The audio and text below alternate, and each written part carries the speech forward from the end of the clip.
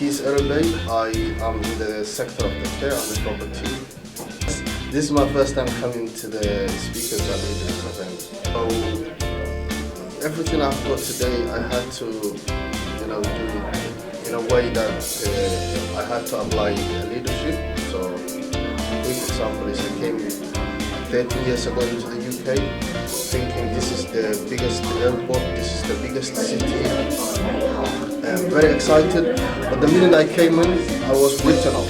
This is not right for you, go away. So I had to find my leadership myself to stay in. But I would say from what I do, I can try to transform a lot of people because of the lessons I learned from the speakers and leaders. The way they bring people together, the way they take the nervousness away from the attendees, and the way they kind of encourage and the friendly environment that they have got.